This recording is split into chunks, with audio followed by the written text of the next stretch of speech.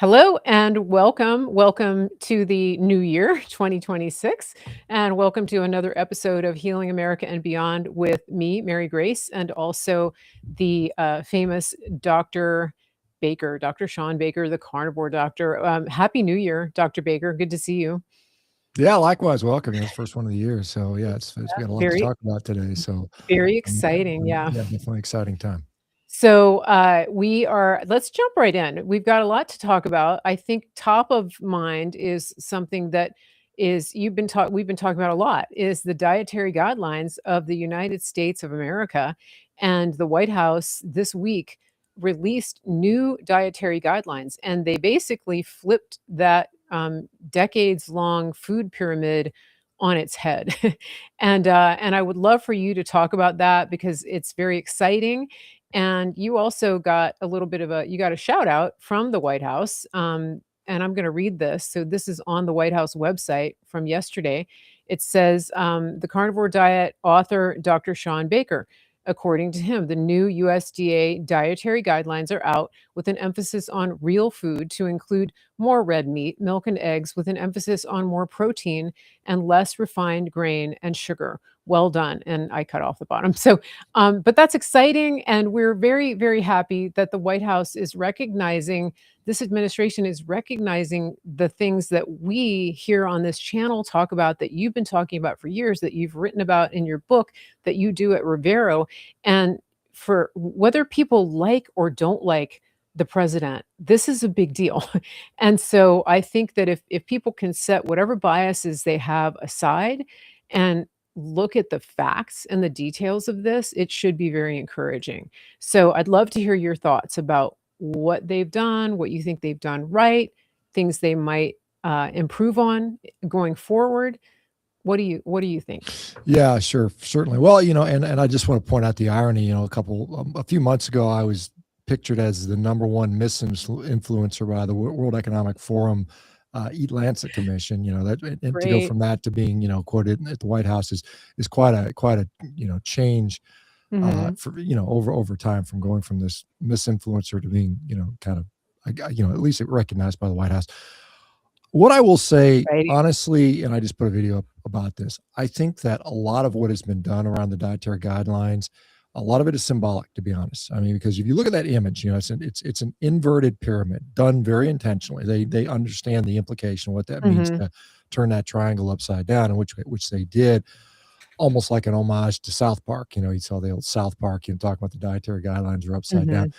And I think that was done very intentionally. And the other thing I think it was also very intentionally is as you read, as we typically read top to bottom, left to right of a page, the first thing you come to when you look at that pyramid, that upside down pyramid, is a big old steak. And it's not only any kind of steak, it's a ribeye steak, which is a very fatty steak. And that was done very intentionally. Yeah. And I think the 10-page document, that is very much a consumer document. It is meant for the average consumer to read. It's not the 462-page appendix or the 162-page document. It's just bogged down in details. It is very much what we're telling consumers to do. This is a picture. This is how you should eat. Now, that is upon us to take that and run with it. We're the ones that are supposed to be impacted by. We're the ones supposed to make the choices. We're supposed to drive the Hmm. demand, what shows up in the grocery store. From a policy standpoint, it looks a little different in my view, because you've got a 10% saturated fat cap. So you're not going to eat that picture and keep your saturated fat under 10%. Unlikely, particularly if you're eating ribeye steaks. So we have to reconcile that. And I think Hmm. really it's like, what's going to happen at the policy level versus what are consumers actually being told to do. And I think there's a little disconnect there. And so I think that really has to do with the realities of what this administration, what Secretary Kennedy and others are up against. They are up against, very well entrenched interests, which are very resourced, have a lot of capital behind them that they can sort of, they're trying to protect their interests in this. And so this is kind of a cry. It's really like a signal to, if you look at that picture, this is a signal to the consumer to, eat this way. Again, I'm a proponent of carnivore diet for various reasons. I don't think everybody needs to be doing that, quite honestly. And so this is I think generally a pretty healthy looking dietary pattern in my view, and I like the fact that whole grains are de-emphasized at the bottom, where they used to be 11 servings a day. Now it's been, reduced to about 4 servings. All good things in my view. I think that the emphasis on protein is sorely needed. I know there's a lot of people that would Mhm. say that Americans already eat 1 gram per kilo or 1.2 grams per kilo, uh, above what the recommendations of point 0.8 have been. Now the recommendations are uh, essentially double up to 1.6, and so I think a protein forward um, dietary pattern is generally good. Now, the caveats I would put in there is it should be accompanied by physical activity. And I know Kennedy's talking about that. Obviously, he's out there Mhm. issuing the push up, pull up challenges. And so it's not I mean, I think this needs to come to it as a package. I mean, it's a symbolic, sort of representation of what we think we Yeah. should eat. And Mhm. it also has to go in the context of a holistic lifestyle change, which does include physical activity, in my view. And in my Mhm. next book, I talk about that significantly as a big driver of one of the pillars of health is not just Mhm. nutrition, which is fundamental and critical. And if you don't get that right, a lot of things are going to suffer. But Right. it's not the only thing you need to do. Um, you know, Agreed. Yeah.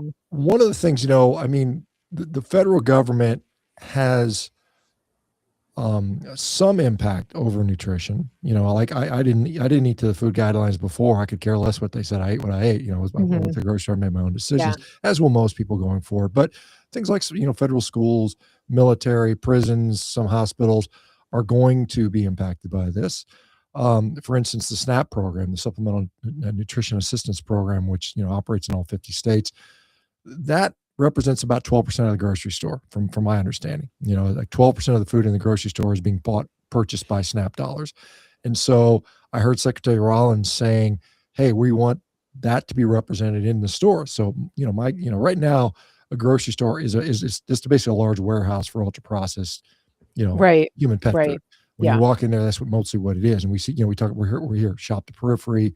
That's old news. Will the grocery stores significantly look different in a few years from now? I don't know that they will. They Mhm. will if we, again, this is a signal to the consumers. If we actually go out there and eat like this in mass, then the Mhm. grocery stores will have no choice but to Supply and reflect demand. that supply and demand type of thing. And so right Mhm. now, there's still Twinkies and Ho-Hos and Doritos and potato chips and Cheetos and crap in Yeah. there. Something that now with added protein, by the way. It's kind of funny to see that. You see the Mhm. protein added junk food that's out there. But Yeah.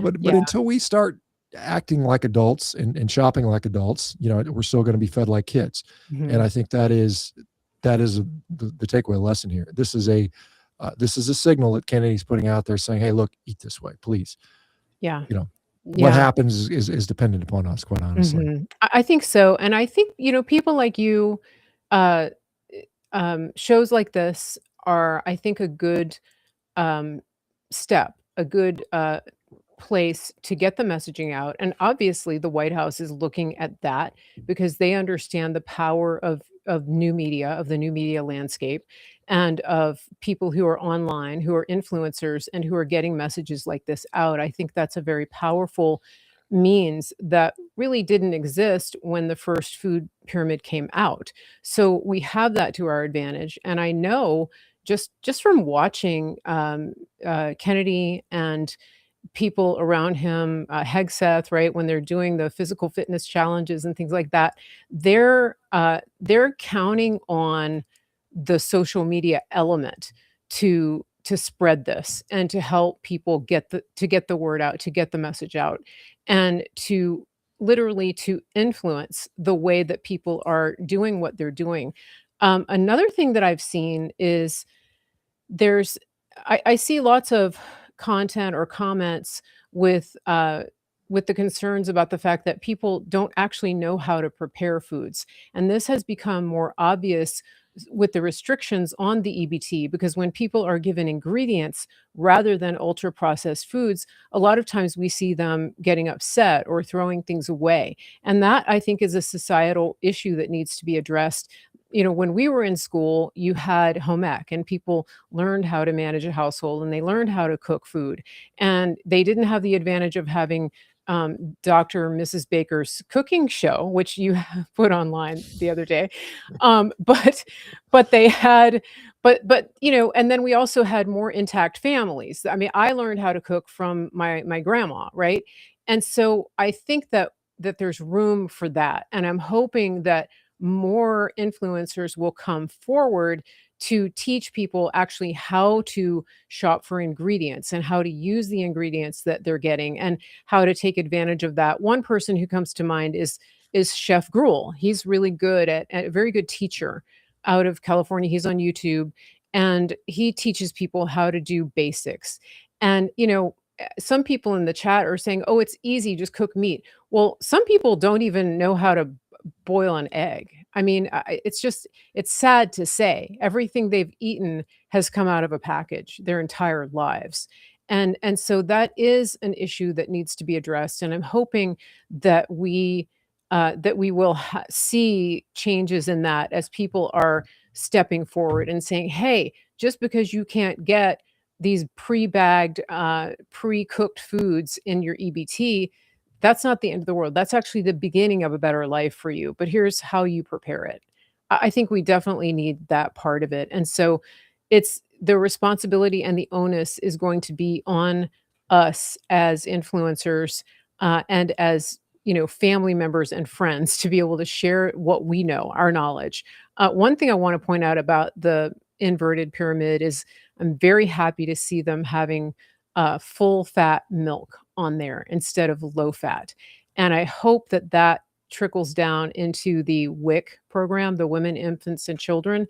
I was recently looking in the grocery store at the foods that are, allowed under that program, and everything was low fat, fat-free, low fat, and this is for babies, for nursing mothers and for, babies and toddlers, and so, like, why were we feeding them low-fat dairy? Because that program actually allows a lot, like, it's more restrictive, and it really focuses on dairy and eggs and milk, and cheese, which is also dairy, but it was all low fat. Like, you weren't allowed to buy the full fat cheese or milk under that program. So I'm hoping that changes as well, that we start young children out on a better foundation of full fat dairy, because it's like we talk about on the show when people say, "Can I have dairy?" And you're like, "Well, if you wanna grow a human being, yes, dairy is great."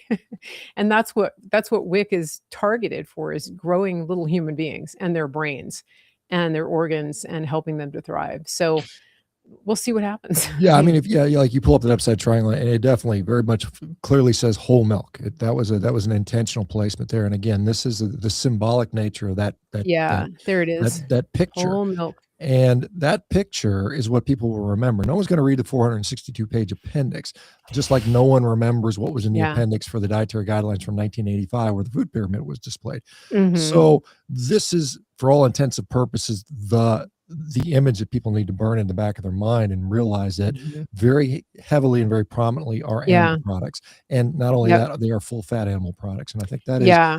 a very important message there.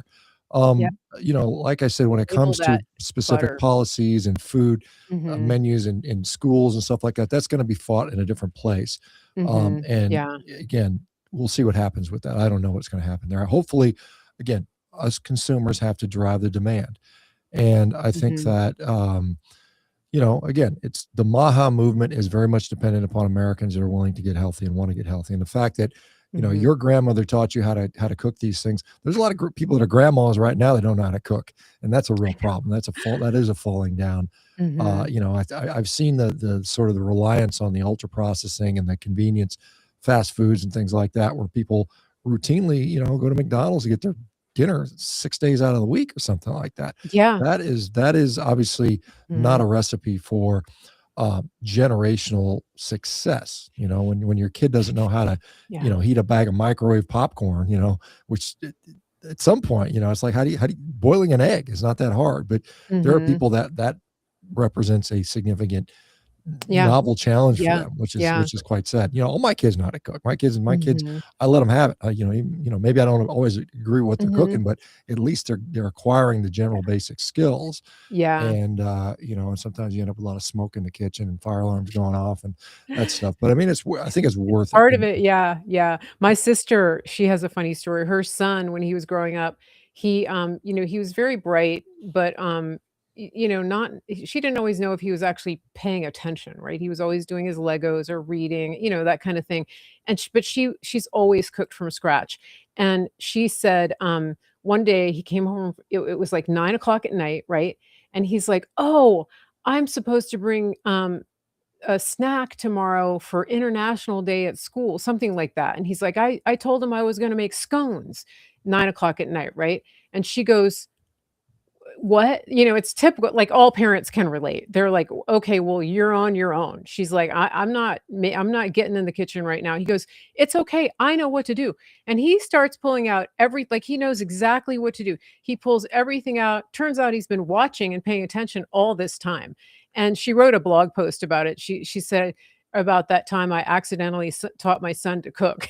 So, it was just the modeling that she was doing it, day in and day out, even though she wasn't intentionally teaching him, he was paying attention. And when it push came to shove, he actually made a nice batch of scones and took them to school. But it's just that thing. It's like you have to be doing it. And that's what with us, we grew up watching our grandma cook in the kitchen all the time. And it does make a difference. And so I really hope that we can come back to that. And I realize that for some people, that means they're watching social media, TikToks and Instagrams. It doesn't matter if that's the way you learn.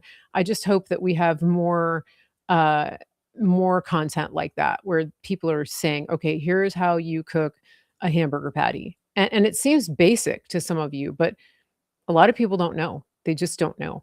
And one thing I wanted to say, this just came to mind because I bought some chicken earlier. If you are just starting out and you're trying to buy ingredients instead of pre-made foods, one of the things I learned recently about chicken, I'm not a big chicken fan, but my dad likes it, so I buy chicken thighs. I found out that there's a difference in the quality and the way that chicken is produced or processed. And so if you're trying to clean up your diet, look for air chilled chicken. That means it doesn't have additives and things injected into it when it gets packaged. So that's just one little tidbit. If you need to know that, look for the air chilled. That means it's just chicken and it didn't get injected with a bunch of stuff before they put it in the package. It's crazy that that's even allowed and that you have to look for that. But it does make a difference. And when you cook it, it doesn't disappear. The actual meat that you buy is what you end up with. It doesn't shrink down like a lot of this other chicken that people say, I bought this many pounds and this is all I got left. So just kind of, those little things, if you are trying to make changes and you don't know where to start, think about the quality of the ingredients, in addition to the fact that you wanna get away from ultra processed. And again, I think we're preaching to the choir here, but hopefully there will be people listening to this that are just getting started on the cleaner or, more ingredient-based eating, real food, real whole foods, and not ultra processed. So hopefully this is helping.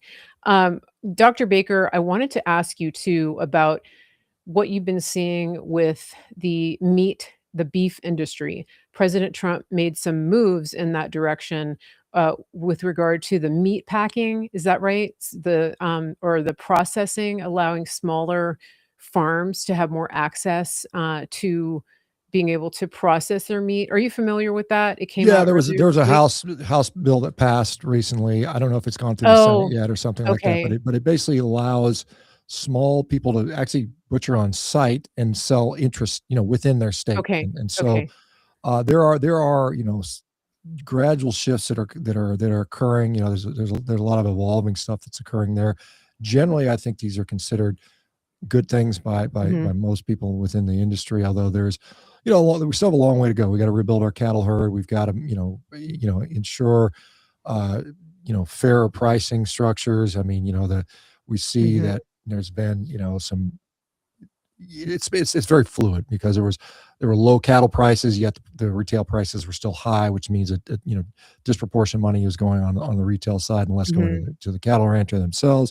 And we've got to continue to shore those guys up because at the end of the day, those are guys who are putting in all the work to raising animals to feed us. And so more needs to be done. More is being talked about. Whether how much of it comes to fruition, we'll have to see.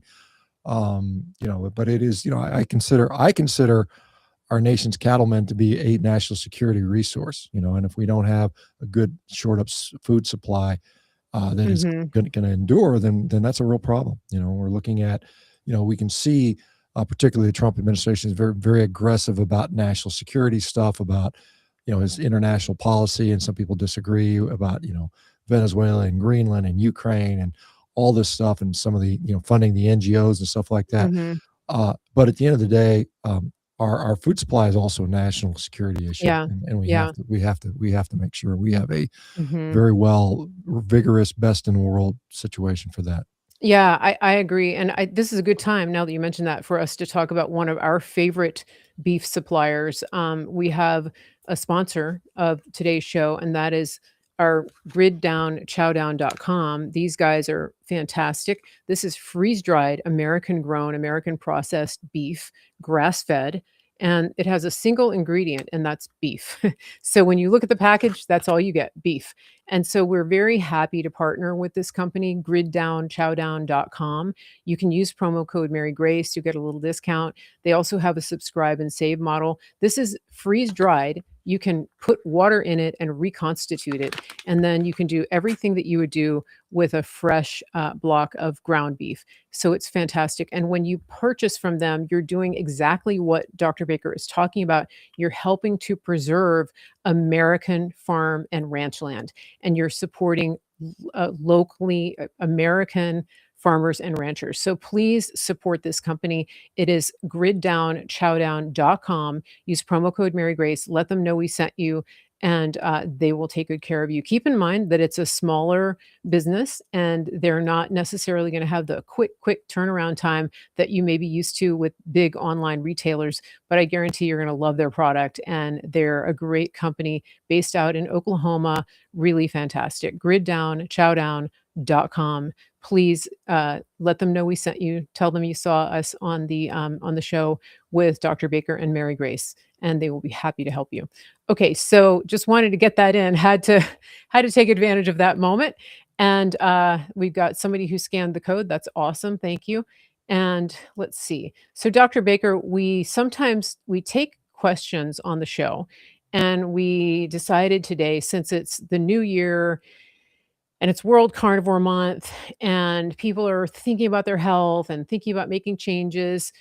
We thought that we would do a little more Q&A today, and I forgot to announce that at the beginning, but we'll start here in just a minute. Dr. Baker will take your questions. Please make sure if you have a question that you preface it with QQQ so that we know it's a question and not just a comment.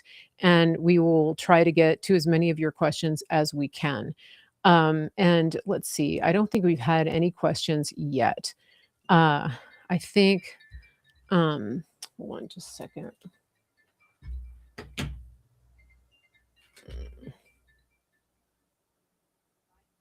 Okay. So we will try to get as many of your questions as we can. And it looks like Dr. Baker may be working on a question right now. So, we can talk about Rivera. That's what I was going to say. We do have another couple of sponsors that we want to make sure we talk about, and definitely can't let this time go without talking about what you're doing to help people take charge of their health and take responsibility. It's fantastic. And you have some great testimonials. So let's talk about that. Yeah. So obviously, my mission is to try to get people healthier, and obviously I share a lot on social media, and people can take that information and do what they want with that. And many people have used that to get healthier, undoubtedly.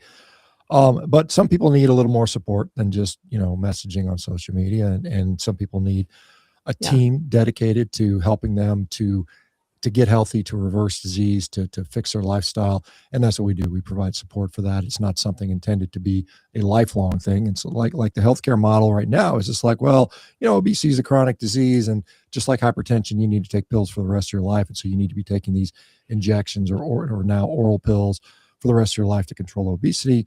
I sort of disagree with that thought. I think a lot of these things can be done without necessarily medication. And that's what we're dedicated to doing, is to assist people, either coming off medications or, putting these diseases in remission without the use of medication, which I think is a longer, more sustainable approach for many people, assuming they get the basic skills that they need and the lifestyle changes. And that's what we're designed to do. So Revera.com, if you need help, free phone call, we can see if we're appropriate for you, and then get started. And the fortunate thing for me is I get to meet with all the patients.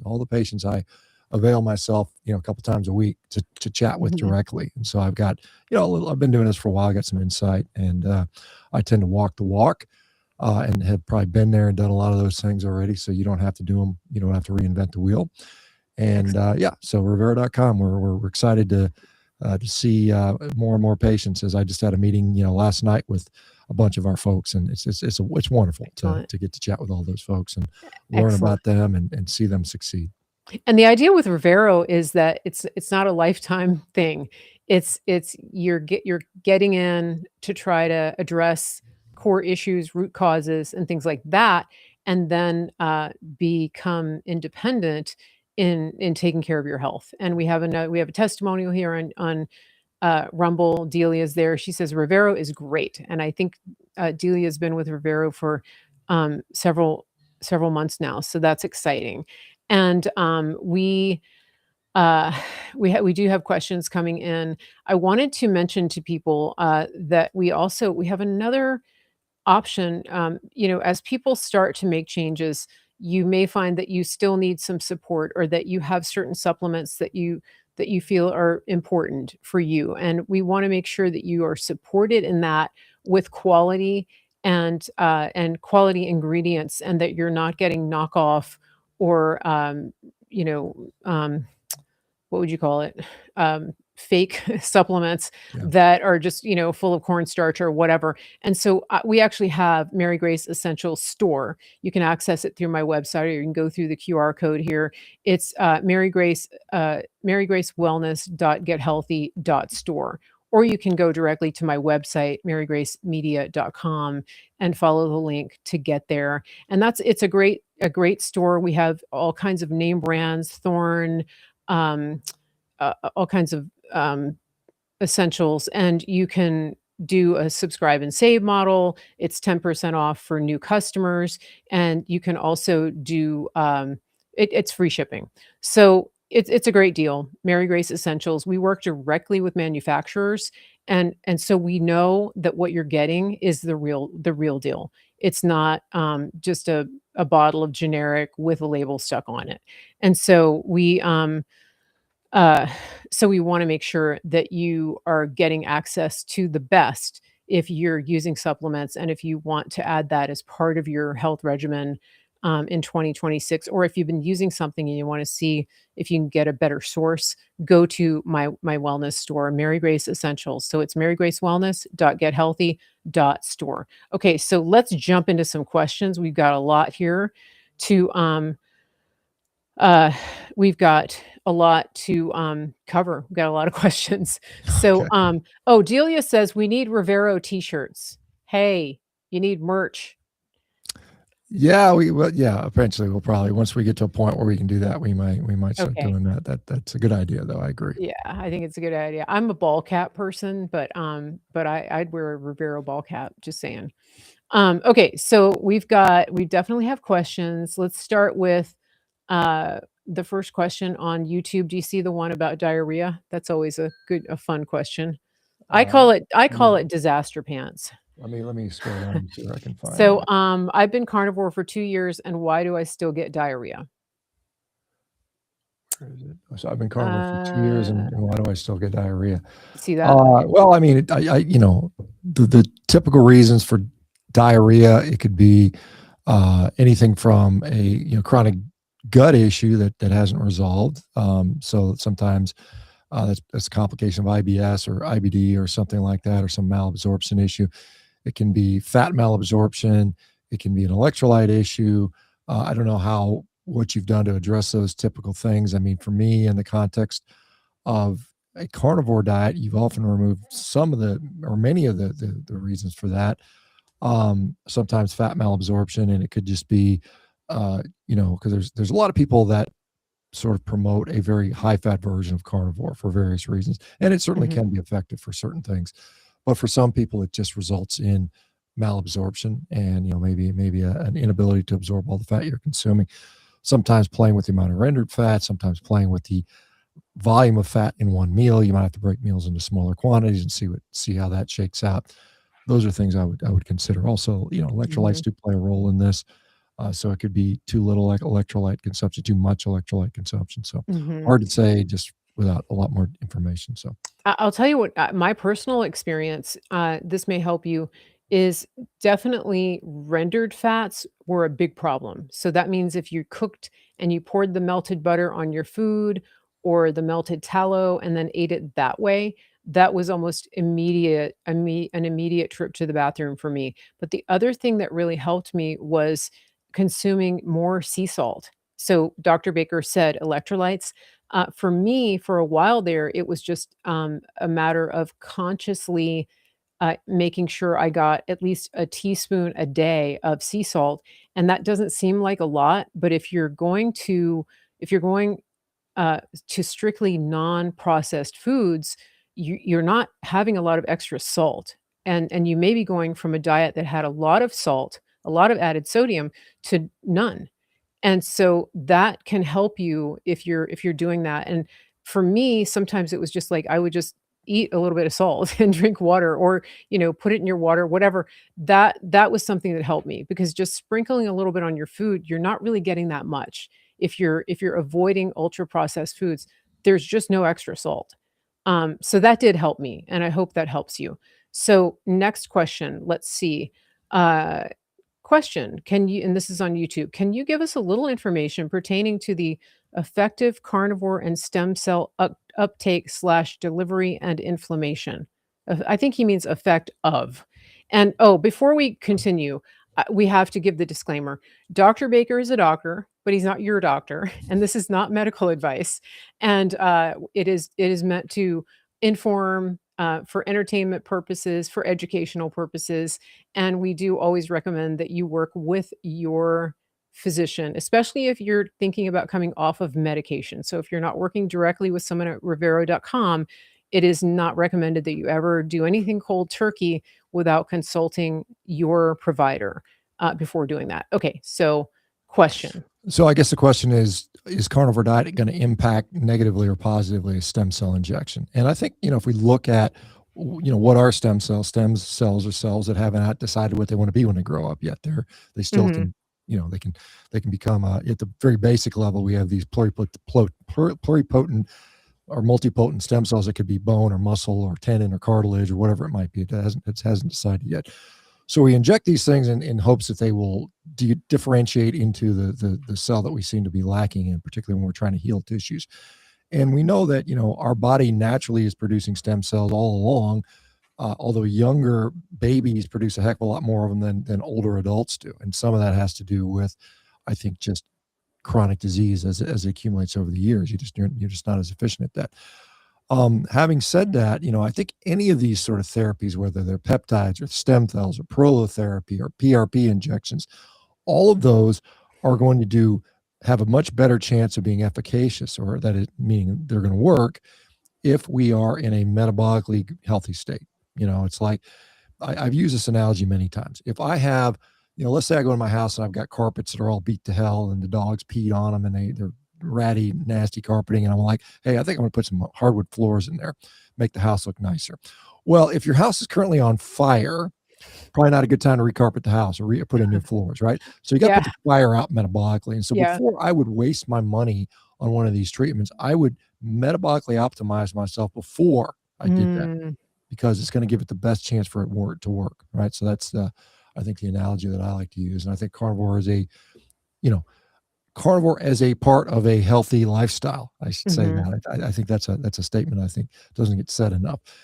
Good sleep, good activity, exercise, good circadian biology where you're, getting sunlight and all that. So maximize all those lifestyle factors first, give it a chance to kick in. And then if you still need something beyond that, then add the stem cells in there.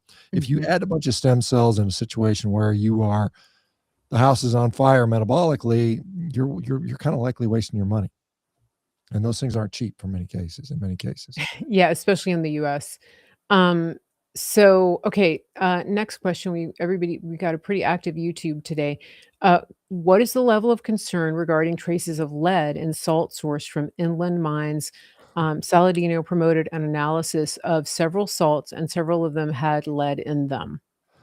I haven't looked at Well, that. I don't know. I mean, honestly, I think, I think these are when we start getting into the minutia. I mean, if you have dialed everything else in perfectly and you want to argue about, micro, Mhm. nanomolar amounts of lead in one salt versus the other, you know, I mean, maybe everything else is dialed in. That's the last thing you can do. It's probably not the biggest thing I'd worry about. We have a lot of these influencers that like to peddle their special supplements that are, I remember Dave Yeah. Asprey with his mycotoxin-free coffee and all that stuff.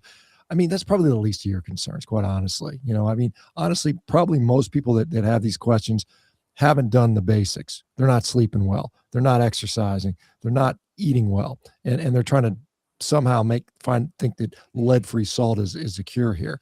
So I don't think it's a big deal, quite Good point. honestly. It's Yeah, probably not. yeah. It's probably not. Again, unless everything else is perfectly dialed in, I'm talking about the big things. Then probably that's something you can. Mhm. You're wasting your money spending money on Saladino's magic salt or whatever he's selling these days. So don't fall for that stuff, guys. Take care of the Yeah. basics, maximize the basics. Make sure you've done that stuff 95% of the time on everything. And then if it's still an issue, you can worry about stem cells and magic supplements and magic salts and lead-free, mycotoxin-free coffees and all that crap. Sorry, I know people get offended by that, and that's why I don't have a lot of influencers that are like me, because I tend to call balls and strikes, and I don't, Mhm. I don't promote a bunch of nonsensy bull stuff. In other words, don't major on the minors. Exactly. Yeah, yeah. Don't major on the minors. Okay, so good. I love it. I This next question, I don't know if I know the answer to this, but maybe I'll take a shot at it. Are there any new initiatives to replace monocrops with animal agriculture? Well, one person that I think is connected to RFK and has really been a huge advocate for this type of thing, and especially regenerative farming, is Joel Salatin. And I think that he is on the advisory board now with RFK. And so hopefully we're going to see more of that. One of the things that we have to do is like get our farmlands back and stop overdeveloping and selling them, because as they say, farmland lost is lost forever.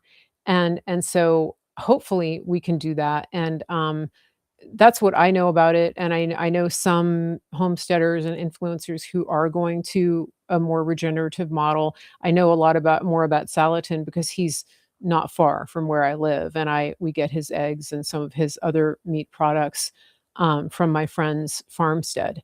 And so, he's been doing that for a very long time, and hopefully more people will become aware as he gets more influence with the administration. But, what else do you see, Dr. Baker, Well, yeah, I in mean, that there arena? there are a number of people that have, Joel's been doing this for a long time. I talked to Yeah. Joel years ago, and Will Harris, and Gabe Brown, and all the usual suspects, to go even going back to Alan Savory, and I've talked to all those guys.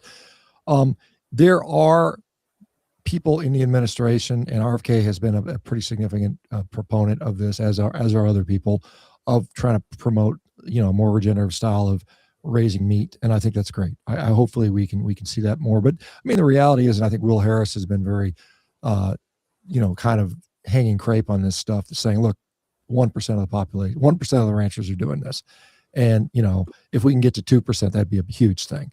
Mhm. Because the financial realities, the economic realities, always sort of strike home. And unless, and again, policy does drive this. And this is one of those Mhm. situations where if we could provide some sort of incentives, financial incentives, for more ranchers to take this up in the appropriate places, and I think Will Harris points this out. I live in Bluffton, Georgia, which is ideal for this. Will Harris lives in the Shenandoah Valley of Virginia, which is ideal for this.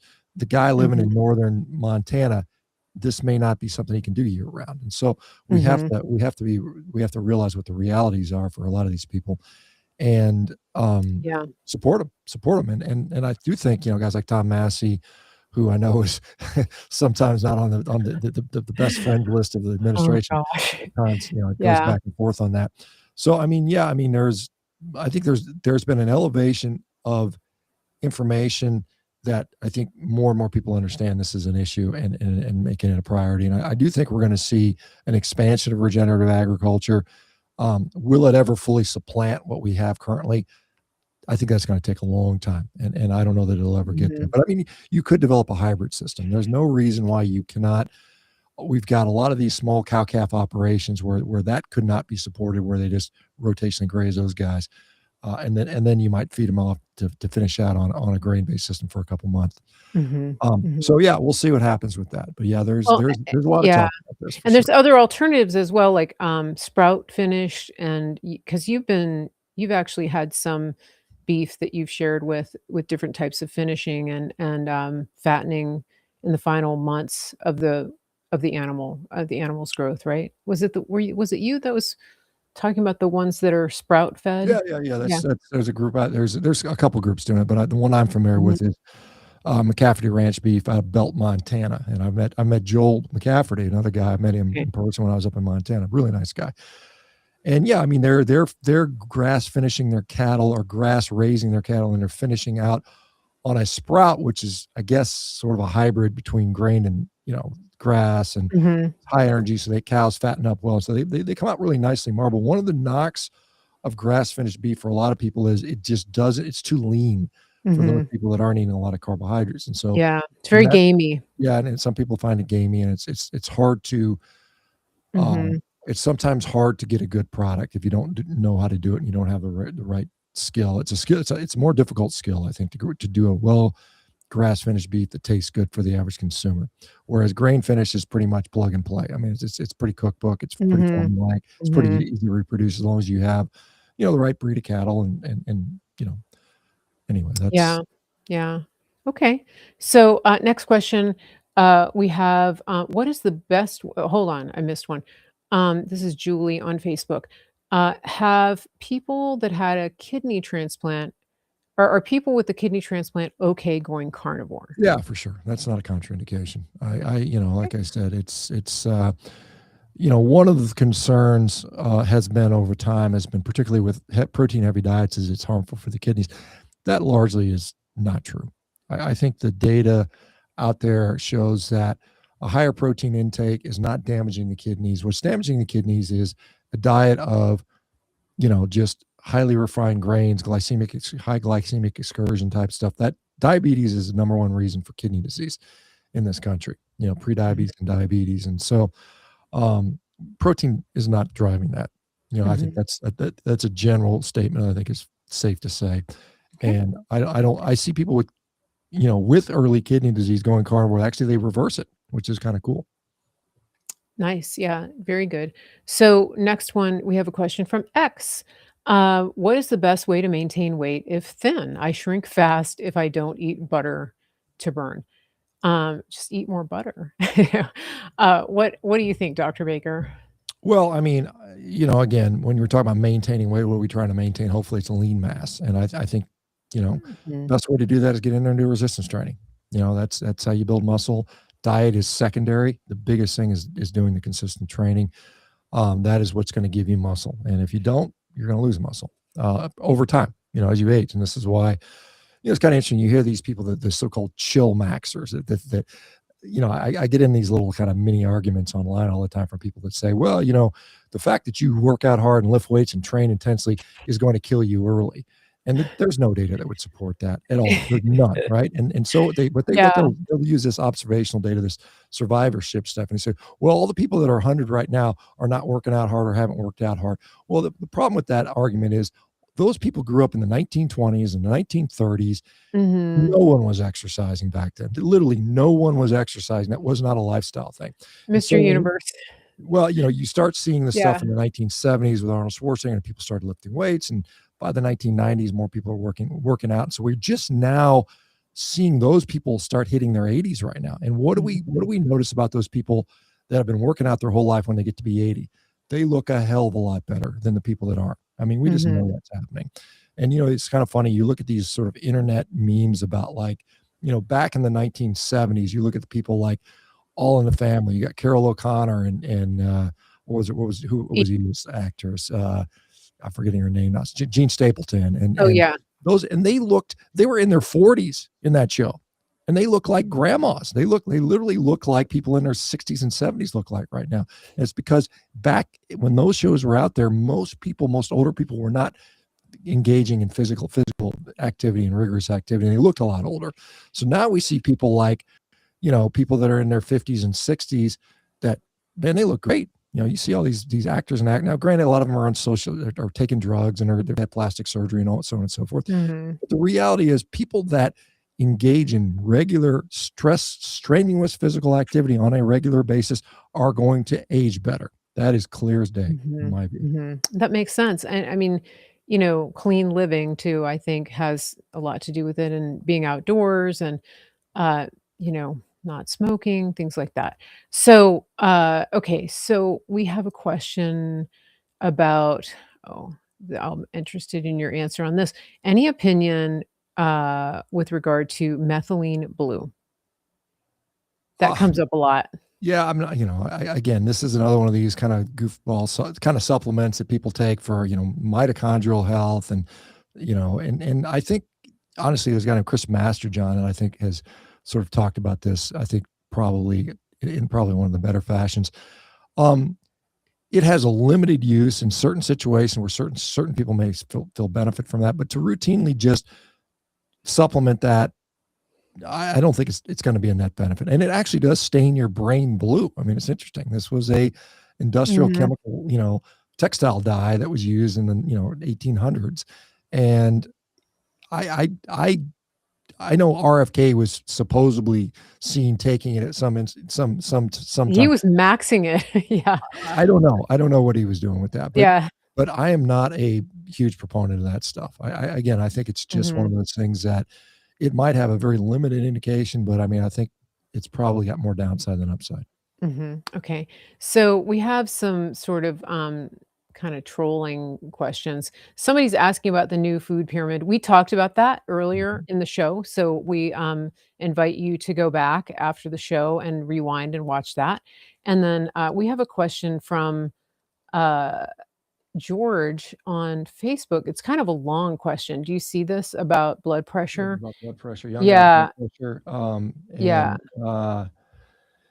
Yeah, I mean, so yeah, this is a 19-year-old, I think, something like that. Yeah, so 19 years old, always appeared very healthy, and in shape. Around 15 was brought to my attention that I had very high blood pressure.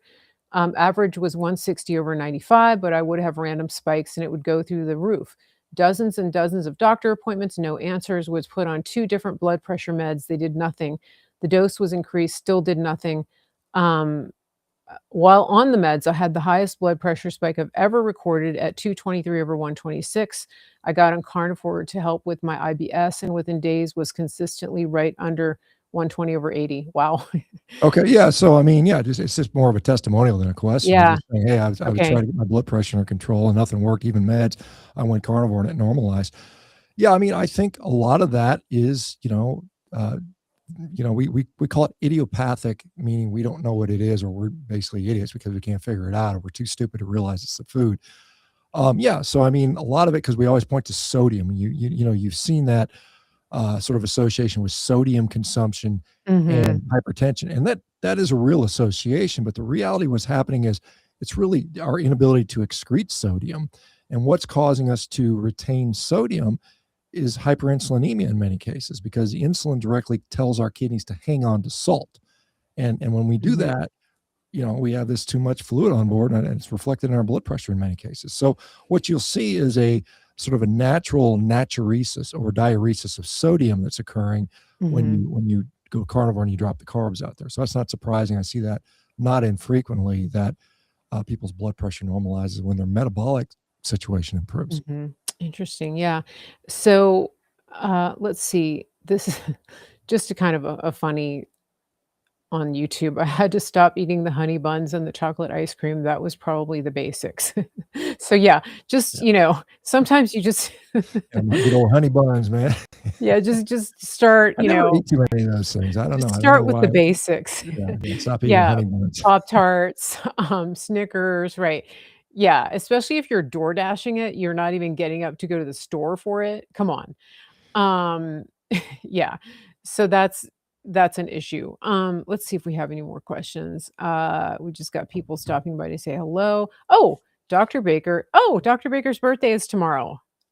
That's true. Oh. That's right. I turned 59 tomorrow, so I've got 1 year till 60. So I'm actually excited about this year because I'm looking to really, not that I don't always normally train hard, but I'm looking to really, Mhm. take it to the next level as I turn 60 and just kind of show That's great. what is possible in your 60s, Yeah. as you get there. Because, again, I keep getting people telling me, "Hey," I've had this since I've been about 20. People tell, "Oh, you can't train that hard when you're Mhm. 30 and when you're 40 and when you're 50 and and I still see it, and I see it now. People are telling me, "Wait till you get to be 63."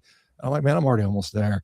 Mhm. It's just funny to see that. And Yeah. then people tell me, "Oh, wait till you're 70." And I reject that. I reject that I mindset. I think that is a mindset of defeat, yeah. self-defeat. Yeah. And it's, Yeah. this is a self-fulfilling prophecy. Do I not think so let too. people tell you to slow down or that you can't do something just because you're older. Yes, you have to do it sensibly and you have to do it with good technique and so on and so forth, but you should not think that you Mhm. cannot train intensely. That is nonsense. Exactly. So, hey, you guys wanna sing happy birthday to Dr. Baker? Let's go. Happy Oh birthday goodness. to you. Happy birthday to you. Happy birthday, Dr. Baker. Happy birthday to you. Oh, you have a nice voice, much better Oh, than mine. thank Well, thank you you. for that, folks. I You're appreciate that. welcome, Yeah, yeah. we'll celebrate that, So, officially tomorrow. everybody And yeah. Okay, we just had to do that. I don't even know if my family knows it's my birthday tomorrow. It's kind of funny because I Well, don't. show them the video. Send them the video. So, okay, yeah, thank you for bringing that up. I didn't know it was his birthday, so thank you, Mary Ellen, that's awesome. Let's see, Jay, Dr. Baker, what do you recommend to somebody with our aortic stenosis but has no symptoms at all? I work out, feel great. My last blood pressure was reading 122/86. Well, again, disclaimer: this is not medical advice. I'm not a cardiologist. Aortic stenosis, talks about you have a probably a stenotic valve. The aorta is, remember, the main artery that comes out of the left ventricle of the heart. And there are potential issues with that, with regard to reflux and hypertension and things like that. I, again, unless your cardiologist has specifically told you do not exercise, which I would be Mhm, surprised if they told you that even with AS, I would just continue what you're doing. Keep doing, staying. Just mhm. do the lifestyle things that I talk about ad nauseum. Get good sleep every night. Eat a good diet. Stay active. Exercise. Lift weights, get stronger, as far as unless you've been told not to. Get out there in the sunshine, those types of things, and just keep pressing Mhm. on. I mean, it's not a death sentence. I mean, life is a death sentence at the, at the end of the day, but Oh, it's like it, but it's, yeah, yeah. enjoy it, take advantage, do the best you can, stay healthy. Mhm. Good. Oh, this is a good question. I think a lot of people deal with this. It comes up all the time. Are all carbs bad? Do all create sugar when metabolized in the body? That is we could do a whole show on that. Yeah, I mean, I am not the guy that's going to tell you that vegetables are out to kill you and all carbs are bad. I don't believe that myself. I Mhm, do think that in context, carbohydrates for many people are problematic. And yes, I mean, we can convert everything into glucose, and we have to. I mean, it's like I said, I don't eat very little to no carbohydrate, a little bit in dairy products from time to time. But I still need glucose. It's critically essential for my life. I mean, my brain, parts of my brain are absolutely dependent upon parts of the lens of my eye, my testicles, my mhm, red blood cells, renal medulla. We have cells in our body that absolutely will die without glucose. And so we can't look at it that way. But it's like, what are those carbohydrates packaged with? How much are you consuming? How rapid are the excursions of blood glucose in our body? And so mhm, all those things matter. So it's very context dependent. For some people, a little carbohydrates to support athletic activity is of net benefit for them. For other people, it's an absolute disaster. So we have to think of it that way mhm. and not just be strictly Yeah. dogmatic about it. I don't care what diet you eat. I mean, obviously, I promote a carnivore diet, and I think it is an effective tool for a lot of people. But at the end of the day, we Mhm, want you to be healthy. And what does that mean? It means that you feel good, you look good, you perform well. That's what you care about. You don't care about some weird number or exactly what your diet looked like last night. mhm, Take, keep the goal the goal, and don't get mhm, distracted by mhm. side quests. I think for people who have struggled with addiction, for people who struggle with their relationship with food, and especially in the US where we have so many addictive substances in our foods, which tend to be tied to carbohydrates, I think there is um, a case to be made for abstaining, even if for a time. Oh, So, for absolutely. Yeah, example, when absolutely. I right? mean, I When think there are people that are addicted to this stuff, and this is a Mhm. very good way to fix that. And that's You where can go 3 months, 6 months with 0 carbs. Mhm. That is a very Yeah. can be very efficacious and very, very educational for the body and for the Mhm. mind. And yeah, I'm not here to say that everybody has to have carbs like other people. Yeah, There are people yeah. that you have to have carbs to survive. Your brain will die if you don't have 130 grams. That's nonsense. And That's it's complete interesting nonsense. because we talked about this on the last show about the GLP-1 agonist, and one of the things that has we've seen is that going on a carnivore diet and adding fat can actually trigger that GLP-1 receptor to give you the signals that your body needs to feel satisfied. And that's where when people drop the carbs and they go strictly with carnivore and a high-fat diet, that their brain gets a reset and they stop having those cravings and their body gets a chance to heal in a way that it hasn't had when they've been in an addictive phase and not knowing when to stop, not knowing and not being able to signal and not having a handle on that dopamine drive and the cortisol spikes.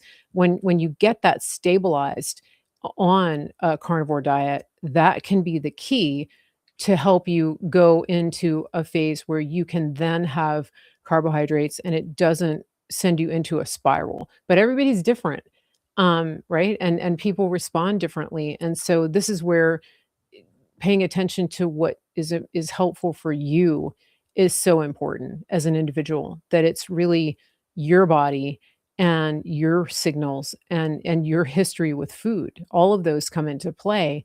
And so for one person to say, "Oh, I can have a few carbs, it's fine." That's great. And then other people are like, "I ate this thing and now I just I can't stop," you know? So it's really kind Yeah, of there are people that definitely need to avoid carbohydrates for whatever reason. yeah, I think those people exist out there, and I think there's more than many yeah. people will admit to. Having said that, there are people that can moderate. I'm not one of those people. I can tell you for right now, I'm a Mhm. guy that you give me some carbohydrates and I start eating and I get happy. And I mean, I don't say happy. I just I'm happy to eat more and more of Yeah. them. Yeah, yeah. I think you're You not know, alone. yeah. I But mean, it's yeah, also what's in it, right? You're not gonna be, like, binging on broccoli, that's carbohydrates, but, like, we're talking about more of the highly processed carbs, right? Like the, potato chips and ice cream, yeah, things yeah, like the that, addictive right? foods, and I mean, So and these it's are often combined with fats. I mean, Mhm. these things, Yeah. and so I think it's just so sometimes it's just hey, don't dabble in the drug, and you're less Mhm. likely to have problems with that. I think that's a good rule of thumb. Okay, let's see. We do have somebody who said that being on carnivore cured my rheumatoid arthritis, so Yeah. that's fantastic. And we've seen a lot of testimonials to that effect. So that's really good. We've got one person who says I did methylene blue for a month and didn't notice anything. So there's Mhm. that. Maybe a Uh, blue tongue or something like that. blue tongue, green pea. Um, yeah, and then, let's see, so I don't know if we have any more questions. Let's just see. I've kind of lost track of the chat here. Wait, we got one. Um, pain in my back, this is on YouTube. Pain in back and hip area on the same side. I had my toes removed and an infection in my spine that caused me not to be able to move for 3 months. Could this be an after effect? Okay, so you had some amputation and an infection, and now you have pain on your back and hip area. I'm gonna turn that one over to Doctor Well, Baker. I mean, putting my orthopedic surgeon hat back on, I would be like, "Hey, let's rule out a recurrence of an infection." I mean, that's you can't ignore that. So I would like, "Hey," and I know it's a pain because, it's more surgery, more IV antibiotics, and that type of stuff. But I mean, you can't. I mean, yes, it could be an after effect, and there could be a lot of things that cause pain. But with that history, the first thing I would be doing is like, hey, let's get a bone scan, or let's get an MRI, or let's get something to rule out, or at least get a simple CBC, see if your weight count's up. I mean, that is where I would start. And then, when you go from, and then if you rule out infection, then you're like, okay, cool. I don't have to deal with that nightmare anymore. But you can't ignore it. I mean, if you got a brewing infection and somebody that's had a history of a spinal infection and toe amputations for, I don't know, it sounds like maybe a diabetic, uh, vasculopathy type of thing. I'm not sure of the details, but I would be very cautious on that, and I would certainly Mm. seek someone to help me to figure that out, because I know it sucks being in the system, but I mean, sometimes it is what it is, and you gotta deal with it. Good. Well, I'm glad you asked that question, and hopefully you'll get the answers you need. Sometimes, like, you have to go that route to get answers. So here's a good question. Um, on Facebook, RJ, I have been carnivore 2 years, off of antidepressants now. Was it because my gut healed or because my brain is no longer inflamed? Thank you. Well, probably both, quite honestly. I mean, I think there's a lot of things that are going on when we see depression, and fortunately, thanks to some of the work of guys like Chris Palmer, Georgia Eads, support from the Bazuki Foundation, Jim Bazuki and her husband David, and was her husband Dave? I can't remember. But anyway, they are showing, as I've seen and talked about for gosh, near a decade now, that nutrition unequivocally impacts mental health, to include depression. So, and yes, I do think some of that has to do with gut health. I think some of it has to do with nutrition of the brain. I think some of it has to do with inflammation, and probably all of the above are probably reasons why you're feeling better. Excellent. I will say that for me, going on carnivore helped me a lot to stabilize. I wasn't on meds, but the low-lying, persistent anxiety that I had disappeared, and I didn't even know I had it until I was Mhm. sort of equalized on carnivore, and then I I mean, realized I that's was kind that's of one chill. thing. A lot of people will notice that by going on carnivore, things that they didn't know were issues go Mhm. away. I Yeah. noticed that, like, with my digestion. I just thought, having a little bit of a rumbling in the tummy and a little bit of bloating was kind of normal. I thought that was normal digestion until Mhm. that went away completely. And it was like, I don't even know I'm digesting anything anymore. It's like, what happened? I don't even know. Did I even eat? I'm not hungry, so I must not have eaten. But other than Mhm. that, I don't really have any sign that I'm digesting. And so that was a refreshing change for me. And some of the little low everyday aches and pains that I had felt in my 40s, which I attributed as just getting older as an orthopedic surgeon, because I saw it all day in my practice. It's like, yeah, you just get older, you get sore. And I told my patients, hey, you're not 20 anymore. I don't accept that anymore. I wish I Yeah. would have never given that advice, but I did, and so I'm trying to make up for it. Yes, you get older, but no, you do not have to age and, Mhm. and have the expectation to be the slow moving, hunched over old person that we see so commonly. It's not inevitable. Good, excellent. Or the just the, you know, 60, 80 pounds overweight person. Mhm. Um, so here's a question from Jeremiah on Facebook. Dr. Baker, I've been carnivore 7 weeks. I can't believe the difference. My triglycerides were 215 on week 2 as a baseline. How concerned should I be? After reading your book, I know it should come down. So you think they're too low? I guess, is that the question? Well, Um, I mean, it said 250. I'm sorry, a lot of other things I are think coming in there. 215, 215. Yeah, I mean, obviously, most people would say under 150 is better, and a lot of people on low carb diets in general will often see that number below 100 and sometimes hovering around 50. You know, I would sort of say get to where you want to be weight wise before you start checking a bunch of labs, because when there's a big flux going on, a lot of things are all over the place. So I would just worry about how much belly fat you got. Once you get to the point where you can't pinch more than an inch around your belly, then start checking labs. Lose the weight first, and then you can worry about lipids and things like that. I think that's reasonable.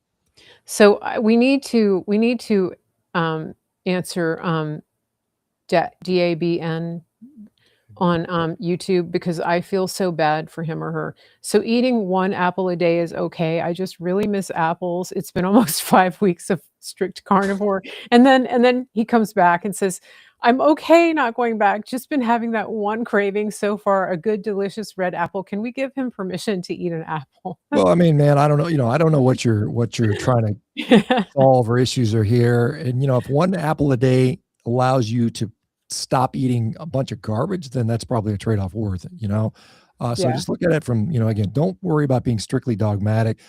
Do what's going to work for you long term. And if yeah, one apple a day keeps you in the game, by all means, have your apple a day. and you may find Again, it's that just advice an apple a may not week. work for everybody, however, but I mean, you just have to see how it goes.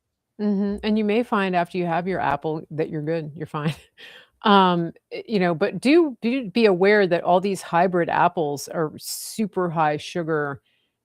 So, if you're getting that giant apple, you might have a sugar spike. Whereas, the more heirloom kind of apples aren't necessarily that way. Yeah, Um, go get an old crab apple off the bush. yeah, just just be aware. Okay, so here's a question for a friend with cancer: should they avoid dairy on keto/carnivore? Well, again, depends on what the point of doing, what's your point of eating that way is. If it's for I want to have a certain like GKI, the glucose ketone index, and you're really aggressively pushing for high ketones, dairy might interrupt that. I mean, is Mhm. dairy in general going to impact cancer one way or the other? I can't say. I don't know if we have enough data on that, but I do know that there are people that are saying, hey, from a protocol standpoint, and we're trying to maximize ketones and minimize glucose and perhaps maybe drive down even glutamine, then probably the avoidance of dairy might be beneficial in that situation. But again, I can't give you a blanket answer without knowing a little bit more details on that. Okay, so this is something I want to address with our X audience. He says, is my chat in X working? I can't be alone in here. People need to get on X. Do you have your own social media person or do you post yourself? I need something to do. Okay, so I think he's asked for a job, but also I wanted to say the video experience on X needs work. And Elon, if you're listening, please fix this. We want to be able to put content up and have these types of shows and have interaction like we used to have on the Periscope app. So please, please, please, please, please give us a video experience that will help us to get off of these other platforms that penalize us for saying things that the machine doesn't want us to say. Let's do that. Okay, so I don't think it's your problem, Carnivore T1D. It's the system. Okay, And let so me just say, I've seen this carnivore type 1 diabetic. I've seen that person's post several times, and keep up the good job. Keep posting because I think it's helpful and you're helping other people. So I yes. see that, and I like some of the posts perhaps and that type of stuff. But yeah, I mean, I know he's probably dealing with the UK trying to ban X for people telling Grok to put girls in bikinis or some nonsense. I keep seeing that nonsense on my Oh, is feed. that no, I don't think it's the girls, I think it's that they're putting like, politicians in bikinis. Oh, I don't know. I mean, but I think the guys is. I mean, I heard the people talking about it's about protecting women, and Oh, that's the thing. And they probably realize that they're pissed off that they're putting Keir Starmer in a bikini and that type of nonsense. that's But probably what like I I'm mean, saying, like, that's probably yeah, the real Tim reason. But the Walz. excuse they're using is Yeah, that's happening. Well, that's happening on Chat GPT and other mhm, platforms as well. And I think they're yeah, singling out X yeah, for right, something because that it's they don't because like. it's They Elon. don't like the fact that politics don't align with what they're trying to do. That's right, yeah, so, I mean, yeah, or like, Tim Waltz in a bikini, like, "Oh, my eyes." Okay, so, Or me in a blue hair and a dress. It's kind of. when I saw that, do you guys know what we're talking about? I You're did that years ago just for go fun. back. It Somebody was was saying like, "Hey, you need to do these funny characters." And I was like, "Oh hell, I don't know." So let me try that. And it actually was pretty. I thought it was pretty funny. At the end of the day. you had a But a lot definite of people are like, "Oh, it must be some sort of initiation, Freemason initiation ritual, some nonsense about that." It's just like, I it's just, saw that. I was it's like, just silliness. It's just goofing around. yes, So it's I'm hilarious. not I'm not a Freemason. At least I don't know. I don't know. I Some don't even know 30 enough about them. I know there's kind of like some secret society going back to the mhm. 1500s or something like that. I can't remember the details on Well, that. I guess apparently they make you dress up like Mrs. Doubtfire and do Oh, okay. cooking Yeah, videos. that was it. Yeah. Okay, couple more questions and then we gotta run because I gotta go feed my dad. So speaking of old people, yeah, okay, let's see. How does carnivore affect people with tumors? That's a broad question, so we might have to Uh, you know, it's yeah. hard to say. I mean, I've definitely seen people that have gone carnivore that were actively being treated for cancer, and it's improved their outcomes. I think as an adjuvant, improved diet is important. I think it makes sense from a nutrition standpoint. I would refer you to the work of guys like Tom Seyfried and others that have really delved into cancer specifically, and that's what I'll say on that subject. Mhm. Linda on Facebook is just adding about the different foods. She said, "I now add fermented foods to my carnivore, Mhm. as recommended by Dr. Shawn O'Mara to rid my body of visceral fat. That guy, he the visceral fat guy? He's positioned himself that way. He has an He MRI machine, and that's his he is that is his baby. He thinks that visceral fat is the ultimate yeah, enemy of all things. I tend to I like Sean. I don't disagree with some of the stuff he has to say, but anytime anyone's out there saying that this is the number one solution, mhm, always, never, I always just have a word of caution, have a little bit of he's humility around that stuff and say, hey, look, yeah, it probably is a problem, and I think we should address it. But to say that's the only thing that matters, and I'm not sure that he says that, but I sometimes get people that sort of take it the wrong way. Look, I right, will tell you that I think a carnivore diet is wonderful and great, and it's a great tool. It's not the only thing you need to do. It's not mhm, the only important thing out there. There's so many other things that need to be addressed when it comes to health. And it's one of the foundational things, but it's not the only piece. Like guys like Jack Cruz, where the only thing matters is light, and everything else, and everybody that doesn't agree that is an idiot. That stuff is, to me, is just nonsense. You can't be yeah. that way. I mean, I think the thing okay, let's go back to what we were talking about at the very beginning of the show, and that is, just, real food. Like, I if most people were doing this, then we wouldn't even need the show, you know? If people were eating, single ingredient or limited ingredient foods with full fat and, not eating ultra processed foods, we wouldn't be in this place that we're in as a country, and that's really the bottom line, and so we can get down to the nitty gritty and micromanage every detail, but again, if we're not eating just real food with real ingredients and single or limited ingredient foods, then all of this other stuff is noise, I think. Yeah, I mean, certainly, much of the chronic disease epidemic is overlaying that sort of thought on that would help significantly. And then there's people that'll come to say, well, no, humans are actually herbivores and we only need to be plants. And some people say, oh, no, humans are only carnivores and we just need to be eating meat. And then you go, people say, oh, no, humans are just carnivores. They just need to be eating raw meat. And then it gets more and more just kind of nutty the farther it goes. And so I think that I Yeah. squarely fall in the camp that, protein is good, whole foods are good, meat is a health food. Mhm. Some people do better with a carnivore diet, but I think you're right that I think if most people would cut out the ultra processed Yeah. crap, we would be better and healthier as a Yeah. society, both physically and mentally. And I think that's a message that I think Mhm. RFK and others are trying to get out there. They are swimming upstream. They got a significant headwind against them that they're trying to sail into, and they're going to have a I think fight. I so. think I just put a video on coming out on this. There was a judge that overruled West Virginia who said we're going to enact this food dye restrictions that are supposed to go in effect in 2028, and some federal judge stepped in and said no, that's unconstitutional. You can't Mhm. even take food dye out of the food, which is such a Yeah. silly thing to fight about, quite honestly. Yeah, it is, and so much of it, when you understand the lobbyists, that is where so much of this comes from, these lawsuits. This is what we found out from listening to, Callie Means, the Yeah, brother of yeah, the Calvin Means Casey, yeah, twin. I mean, it's I always twins. get them mixed up. So, he was a lobbyist for Big Food, and he explains so much of that and why it's why the food is the way it is. Because basically Big Tobacco, was shut down, and they turned their attention to putting addictive substances in foods, and they're a huge, huge arm of the lobbying machine in DC. And so when you see lawsuits like this or judgments, literal judges refusing to allow an entire state to restrict food dyes, that all you have to do is trace that back to the big food lobby. That's what that is. And but we're becoming more aware, especially this audience. And so one of the things that we ask is that you share this information, that you share this video, that if you know people who are having questions about the new food guidelines, if people are looking to make changes in the new year and they want to do something different, this is a good resource. The information that we've just shared today could help some people make better decisions going forward. It's just for some people, for a lot of people, it's just a question of taking steps to make changes with what they're able to deal with in the moment.